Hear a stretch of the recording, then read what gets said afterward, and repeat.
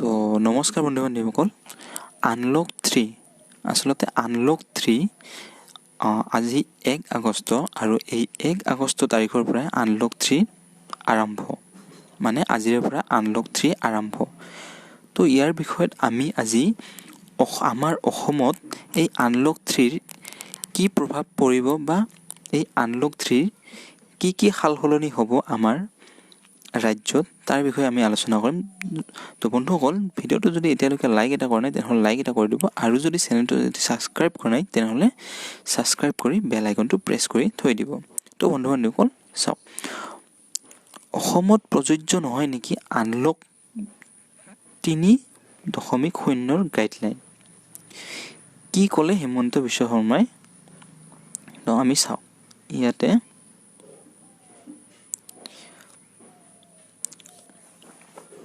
কি কৈছে চাওক, সকলো নিয়ম মানি চলিব লাগিব 15 আগষ্টলৈকে। মানে কি কৈছে, বৰ্তমান প্ৰযোজ্য হৈ থকাৰ দৰে সকলো নিয়ম মানি চলিব লাগিব 15 আগষ্টলৈকে।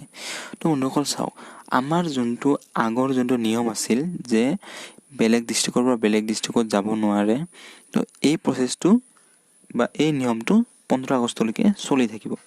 এই কথা জনাইছে মন্ত্ৰী হিমন্ত বিশ্ব শৰ্মাই।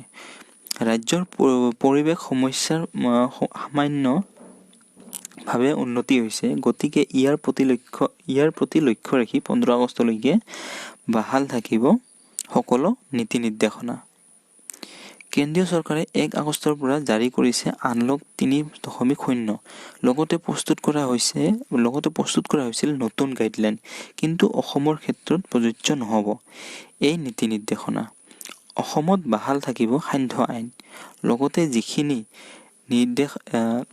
নিৰ্দেশাৱলী পূৰ্বতে ৰাজ্য চৰকাৰে জাৰি কৰিছিল সেই হিচাপতে চলি থাকিব, আৰু 15 আগষ্টৰ পিছৰ পৰিৱেশ কেন্দ্ৰীয় চৰকাৰক অৱগত কৰি পৰৱৰ্তী সিদ্ধান্ত ল'ব ৰাজ্য চৰকাৰে।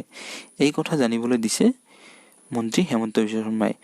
মানে কি কৈছে চাওক, যোনটো আমাৰ আগৰ নীতি নিৰ্দেশনা আছে সেই নীতি নিৰ্দেশনা মতে চলি থাকিব, আৰু আজিৰ পৰা মানে 1 আগষ্টৰ পৰা যোনটো আনলক 3.0 গাইডলাইন আছে সেইটো অসমত প্ৰযোজ্য নহ'ব। কাৰণ অসমতো এতিয়াও ভালেখিনিয়ে পজিটিভ কেছ পোৱা গৈছে। তো সেইকাৰণে ৰাজ্য চৰকাৰে লক্ষ্য ৰাখি আনলক 3 প্ৰক্ৰিয়াৰ 15 আগষ্টলৈকে সেই পূৰ্বৰ নীতি নিৰ্দেশনাই জাৰি ৰাখিব বুলি জনাইছে হিমন্ত বিশ্ব শৰ্মাই।